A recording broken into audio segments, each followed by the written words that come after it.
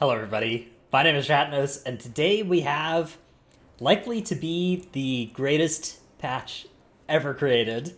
Has been announced what's going to be in it. So 9.1.5 is coming on the PTR soon. Right off the bat, at the top of this content update, we have the big one. Players who reach max renown for their covenant will be able to freely switch among any of the 4 covenants without cooldown or restriction. Cosmetics account-wide. Covenant switching, use of cosmetic rewards will also apply to any alts once that renown threshold is reached on one character. So the ripcord has been pulled. You are no longer hard locked to a single covenant. Of course, if you'd like to, if you'd want to just be in one covenant, you still can be. There isn't mention here of renown being shared at all, so you will have to regrind renown on whichever covenant you want to play. But the good news is you can just do that in your spare time, right? Just swap renown, do your callings, do your world boss, do the weeklies as whatever covenant you want to be building up, and then swap back to your actual one that you're currently using. And just by doing that, you can build your renown up to cap in a couple weeks of the easy stuff, right? By the way, gameplay advice is once this comes live, you should do this. Once you cap covenant, your one covenant, do your weeklies as another covenant each week. May as well, right? May as well start getting that renown in case you ever do want to swap later. Conduit energy is being removed, and conduits will be freely swappable without any restrictions. Another piece of great news. This is, just fantastic for players who are multi-specking or players who have a conduit swap they make between like Mythic Plus and Raid. So fantastic change for that as well. Completing a Covenant campaign on one character will allow alternate characters the ability to skip that Covenant's campaign, earning the renown and the 3rd Soulbind unlock immediately without needing to replay the full narrative arc. Another fantastic change. This was one of the many time sinks associated with creating a new character or swapping Covenants, and that being gone is just huge. Now the only thing you need to do is collect a bunch of renown. You may find that the fastest way to collect that renown for a lot of covenants will be to do some of their campaign, because a lot of those give like double hits of renown, and some of those steps are pretty quick as well, so this may actually not be worth taking advantage of in terms of pure time, but in terms of fun, I would rather get my renown from pretty much anywhere else than doing the campaign for the 30th time. So fantastic. If you click through here, you get to their developer update, which basically includes those points as well. Also includes a little bit of discussion. A large portion of the community had been vocal about wanting to see changes along these lines since mid-2020. Yeah, when Shadowlands is still in beta. Yeah, so some of us were wanting this from late 2019 when Shadowlands was in alpha, but yes, this is true. So this is basically a paragraph in defense of not doing it sooner. Millions of players experience Shadowlands for the first time through the lens of their covenant of choice, and that would not have been possible had the choice carried less weight from the outset. Nevertheless, covenants are united against Jailer. Revisiting player feedback has led us to reevaluate our approach. So like some of this, I don't know, if you read this paragraph too much, you're going to start getting mad or sad again. I just wouldn't worry too much about this. This is whoever, we know there are some people on the dev team that wanted it this way and some people that wanted the ripcord pulled. At the end of the day, the good guys won and the bad guys get their paragraph of defending themselves. So whatever, water under the bridge. New character customizations, cool. If you are a Lightforged Draenei, a Void Elf, or a Nightborn, you get some new cool appearance options. Introducing Legion Time Walking. All right, so I made a video like last week about Time Walking M+, and that is coming. Delve back into Legion dungeons with Time Walking, including access to Legion M+. They'll run for 2 weeks the first time it runs within the game, and then a regular 1 week schedule, so once every 3 months. This is different than how I was hoping they would do Legion, or I guess old M+ Time Walking in general.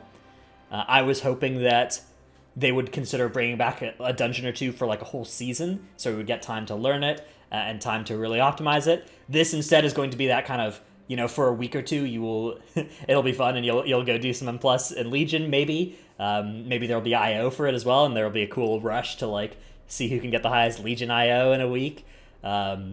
What I hope they avoid is a strong incentive to grind specific dungeons for specific specs. So items like certain trinkets being extremely powerful is something they should take care to not be the case, so that we don't have this kind of like obligation, like, oh, it's Legion time walking, all the casters go and run whatever dungeon has the caster trinket, and make sure you get that. Maw intro skippable. Well, this is coming too late for me. I've already done it 12 times, but this is great news for characters that... this is great news for leveling alts. Island Expeditions Q solo. There are a bounty of rewards just for waiting to be plundered. I think this means cosmetics, but dude, if they actually put renown behind Island Expeditions, I could see myself going on some tropical adventures once again, but otherwise I probably will not be taking advantage of this. Talents and ability improvements. This is always expected in any any X.1.5 patch, but it's worth mentioning that they have included here conduits, rune carving, and covenant class abilities, in addition to talents and class abilities. So everything is on the table here. I think that these being included, totally reasonable, and it will feel a lot less bad to have your covenant ability nerfed when you are no longer tied to it like a rat on a sinking ship for several weeks. Allied race unlocks. Dungeon requirements to unlock the allied races are now skippable. Okay. Additional travel points in the Maw, so you can now fast travel to Perdition Hold and Desmoteron within the Maw by unlocking access to them using the Venari teleporter system. Desmoteron, notably, is where the raid is, so that will mean there's a better way to get to the raid. Hopefully, depending on where they put this teleporter. That could be fantastic little quality of life there, instead of doing what I do currently, which is run out of Venari's refuge, hook a left, go through the little hole in the wall as soon as you find it, go up to the top of the tallest spire, glider, and then die so that your body shows up and you release right outside the raid, and then you just go pick up your Stygia. Which is a little bit of a convoluted way to get to the raid. Actually really easy, but this will be better and less obscure. Remote anima turn-ins. Completing quests from Archivist Rose Sewer will provide access to an anima diverter within Korthia, where anima can be directly deposited. Cool. My main problem with anima still is that I'm just capped at 35k and buying Korthite crystals with it, so that I am no longer capped. Not because I want the Korthite crystals. So if I could wishlist another tweak here, it would be to add some more cool stuff you can buy with anima. Transmog linking. Show off your transmog by sharing a link to it from the dressing room. So this is really cool, actually, for transmog people. You can just link a transmog and then share it with your friends, and it can show you where you need to go get the items for it. This is just fantastic for people who like transmog. Not really me, but you know what? This is to transmog what all these other changes have been to high-end players and alt havers. Alt leveling improvements. This is big. A variety of improvements will smooth the alt leveling experience, such as an additional rank of heirlooms, improvements to Threads of Fate, such as Torghast is an option. Let's go. And renown gains for completing bonus objectives, which were usually not worth it. The bonus objectives were pretty bad rate of experience per monster kill. But if they're giving renown as well, then all of a sudden, that is probably actually the best way to level if you factor in that renown.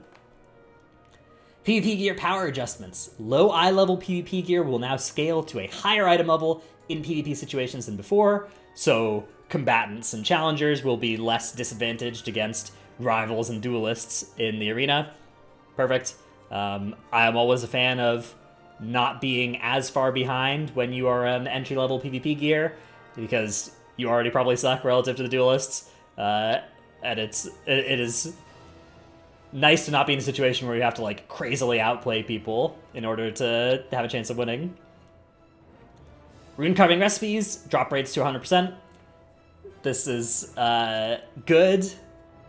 This is one of the changes where it's the most the case of closing the barn door after the horse has already left, right? The bad experiences of zoning into a plague fall and having everybody leave after the second boss, or all that kind of stuff has already mostly happened, but this will be nice for alts that are interested in hunting down a specific recipe.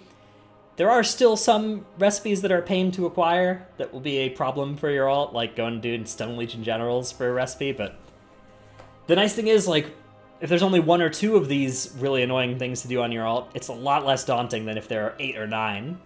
So it helps that all the other pressure has been relieved. And legacy loot rules. Okay. Yeah, I don't really know exactly the implications of this. I guess this is less loot for BFA raids and dungeons. One thing that they also shared was a dev update that includes legacy raid tuning, so maybe they're making it so BFA raids are soloable, and they're also going to lower the amount of loot you get because it's now soloable.